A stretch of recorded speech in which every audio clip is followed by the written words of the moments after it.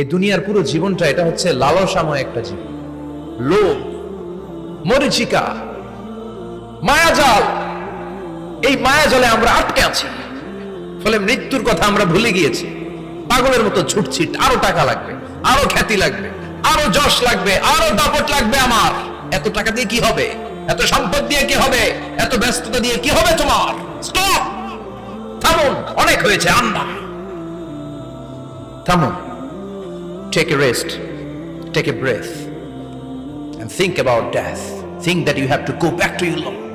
একটু বসেন না, একটু ভাবেন যে আমাকে চলে যেতে হবে, চলে যেতে হবে। এই কোলাহল, এই ব্যস্ততা, এগুলো থাকবে, থাকবো না আমি। সাইয়েদনা ওমর ফারুক বলেছেন, মুতু ক্বাবলা আন তামুতু, মরার আগে একবার মরো। হাসিবু ক্বাবলা আন তুহাসাবু আলাইকুম, তোমার হিসাব নেওয়ার আগে তুমি একবার নিজের হিসাবটা করো না। কাগজ বের করে একটু লিখো না, কি কি ভালো কাজ করছিলা, যেগুলো দিয়ে নাজাতের ওসিলা হতে পারে। 1 2 3, আর কি কি আকাম কুকাম করছো দেখো না, লিখে দেখো তোমার অবস্থাটা কি। মরার আগে একবার মরো। মরার আগে খাটের মধ্যে শুয়ে শটান করে চোখ বন্ধ করে একবার মরার ভান করে দেখেন কেমন লাগে। চোখটা বন্ধ করেন আর ভাবেন আপনি নাই, কি কি হতে পারে ভাবেন। আপনার ছেলে মেয়েরা কান্না জুড়ে দিবে, আপনার প্রাণের স্ত্রী বিলাপ শুরু করে দিবে, বন্ধু বান্ধবের চিৎকার আর মাতম, স্থানীয় এলাকার মসজিদে ঘোষণা, অমুক এলাকার নিবাসী অমুক ভাই অমুকের ছেলে অমুক দুনিয়ায় নাই। সব আত্মীয়রা চলে আসবে, ফেসবুকে স্ট্যাটাস দেয়া হবে, সবাই সবাইকে জানাবে বিকাল 4টায় অমুক হাই স্কুল ময়দানে আপনার জানাজা। ছুটে আসবে, সবাই ছুটে আসবে আপনাকে শেষ বিদায় দিতে, গুড বাই জানানোর জন্য, আল ওয়াদা, বিদায় জানাতে আসবে সবাই। 4 তাকবীর দিয়ে আপনার জানাজা হবে, অশ্রুসিক্ত জানাজায় আপনার বিদায় হবে। কাঠের খাটিয়ার মধ্যে করে কাঁধে তুলে আপনার কবরে নেওয়া হবে। আগে থেকে খুঁড়ে রাখা কবরটার মধ্যে আপনার বিছিয়ে দেয়া হবে। বাঁশের কচি দিয়ে তার উপরে মাটির চাপা দিয়ে সব চলে যাবে। ভাবেন না একবার চোখ বন্ধ করে, this is the circle of life, this is the nature of life. এটা সবার হবে, আমার হবে, আপনার হবে। এত মায়া, এত ভালোবাসা কই যাবে? কেউ থাকবে না, সবাই আপনার অন্ধকার কবরে রেখে দিয়ে চলে আসবে। উপরে বাঁশের কঞ্চি, তার উপরে মাটির চাপা, অন্ধকার আর অন্ধকার। এই অন্ধকার যেন শেষ হতে চায় না, শুধুই অন্ধকার, ঠিক কিনা? এজন্য আমাদের চলে যেতে হবে। দাদা গেল, চাচা গেল, মামা গেল, আমাদেরকেও যেতে হবে, জোরে কোন ঠিক কিনা? একদিন মাটির ভেতরে হবে ঘরে মন আমার, কেন বন্ধ দালান ঘর, প্রাণ পাখি উড়ে যাবে পিঞ্জর ছেড়ে,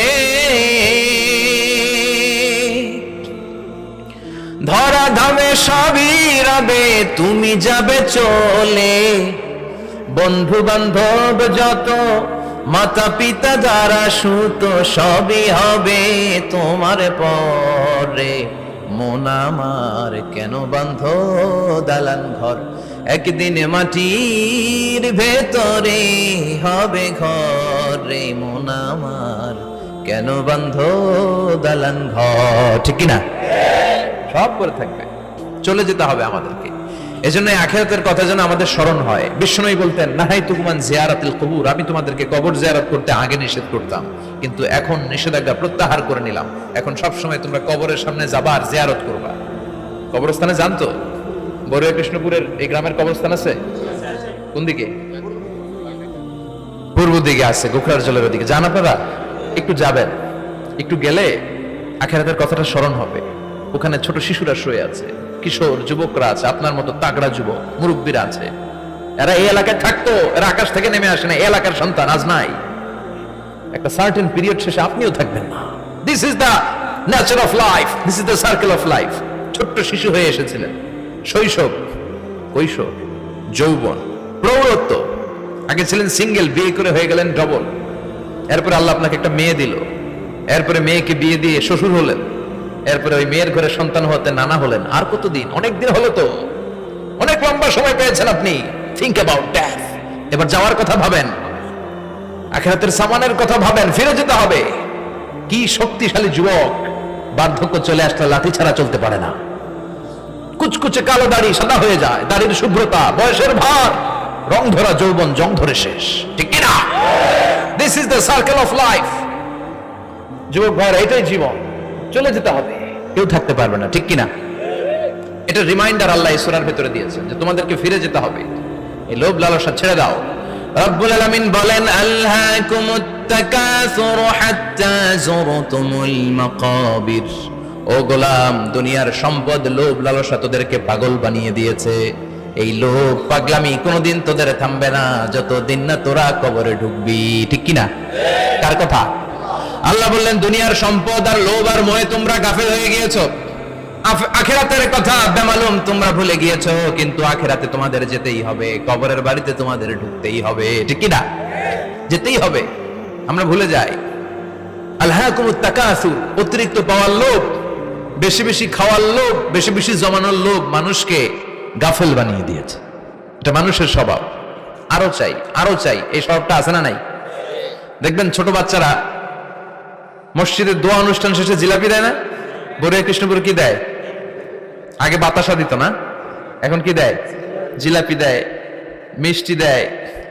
তো মসজিদের 2-3 গেট থেকে যদি দেয়, ছোট বাচ্চারা দেখবেন এদিক দিয়ে কয়েকটা নিয়ে আবার ওই গেটে লাইন ধরে। ওর হাত হলো ছোট হাত, ওর হাত ভর্তি জিলাপি, আর নেওয়ার জায়গা না, এরপর আরেক জায়গায় লাইন ধরছে। আরো লাগবে, আরো লাগবে, এই আরো আরো আরো চাই। এই স্বভাবটাই মানুষকে কুড়ে কুড়ে শেষ করে দিয়েছে। এত লাগবে কেন তোমার? চাহিদার কোনো শেষ নাই। Unlimited demand of human being. যার আছে বেশি তার চাই বেশি।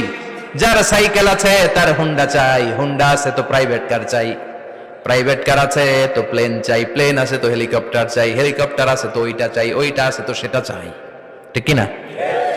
এলাকার মেম্বার যে হয়েছে চেয়ারম্যান হতে চায়, আছে না নাই? চেয়ারম্যান সাহেব এমপি হতে চায়, আছে না নাই? এমপি সাহেব মন্ত্রী হতে চায়, আছে না নাই? মন্ত্রী সাহেব প্রধানমন্ত্রী হতে চায়, আছে না নাই? কিন্তু এই দেশে সুযোগ নাই। কথা কন। এই দেশে প্রধানমন্ত্রী সিলেক্টেড। 2-3 জনের বাইরে কেউ প্রধানমন্ত্রী হতে পারবি না।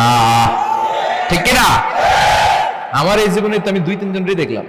বেগম খালেদা জিয়া, মাননীয় প্রধানমন্ত্রী শেখ হাসিনার ছোট্টবেলা দেখেছি এরশাদকে, আমরা তখন ছোট। তো মানুষের চাহিদার কোনো শেষ নাই। যার আছে বেশি তার চাই বেশি।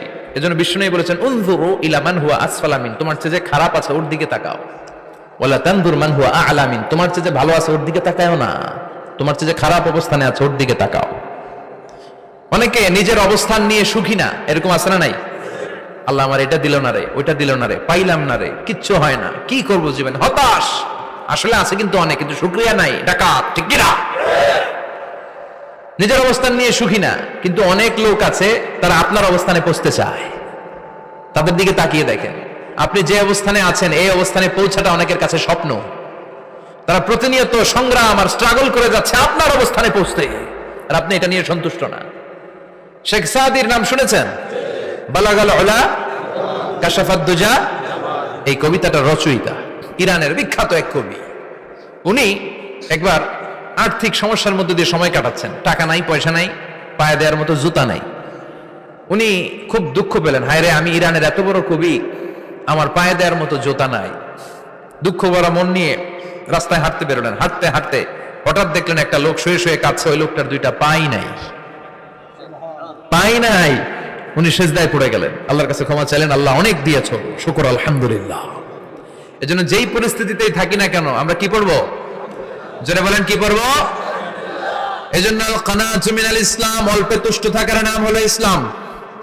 সম্পদ লাগবে কিন্তু সম্পদের পাহাড় লাগবে না। ঠিক কিনা? অল্প খান, অল্প পড়েন, অল্প জামান, অল্পের ভেতরে বরকত ঢুকায়া দিছে কে? দেখবেন যাদের সম্পদ অল্প তারা সুখী বেশি। জরিপে এটা দেখা গিয়েছে, অনেক সার্ভেতে এটা এসেছে, যারা সম্পদশালী এরা দুঃখী বেশি, এদের দুঃখ বেশি, টেনশন বেশি। খুব স্বাভাবিক, টাকা যার বেশি রোগ তার বেশি, টাকা যার বেশি টেনশন তার বেশি, টাকা যার বেশি ঘরে শান্তি তার কম। আছে না নাই?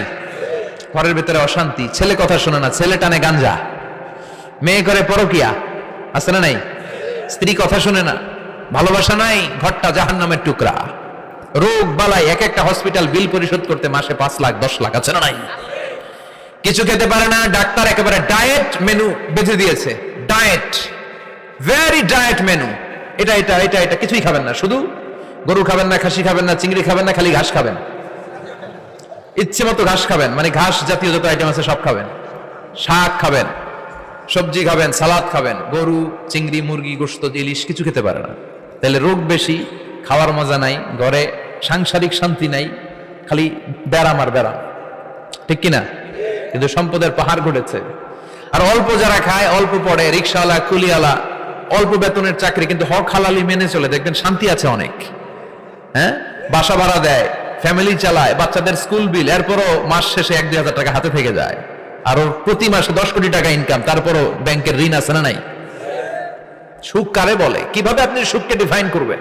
সুখ তো টাকায় কিনা যায় না, শান্তি টাকা দিয়ে হয় না, শান্তি দেওয়ার মালিক কে?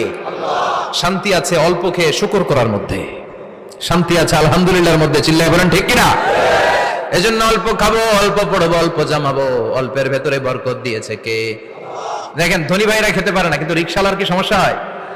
রিক্সাওয়ালারা সব খেতে পারে, কুলিওয়ালা, দিন মজুর, এরা একেবারে স্লিম সুঠাম দেহি, মেদহীন পেট, পেটে কোনো মেদ নাই, ভুড়ি নাই।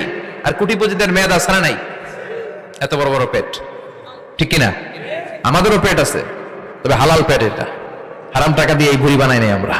ছেলে বলেন ঠিক কিনা? রিক্সাওয়ালা, কুলিওয়ালা নিজেও নামাজ পড়ে, বউ নামাজ পড়ে, বাচ্চাটাও নামাজ পড়ে, রিক্সা চালায় আর জিকির করে লা ইলাহা